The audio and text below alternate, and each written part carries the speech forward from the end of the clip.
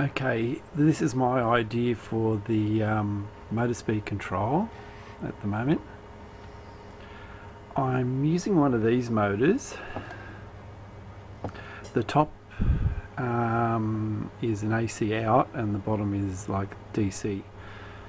So what you're seeing there on the scope is out of these wires on this motor. Both motors are going, the asynchronous motor and the DC motor. I can control the speed. The slow and, whoops, that's better.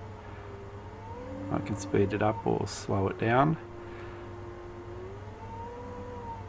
So the plan is to run it a bit faster as I'm recording, and when I play back I can slow it down instead of eddy current breaking.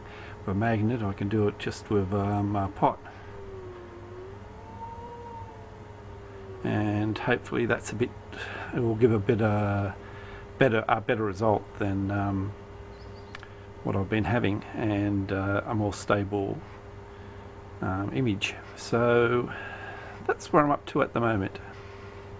Seems to be working okay.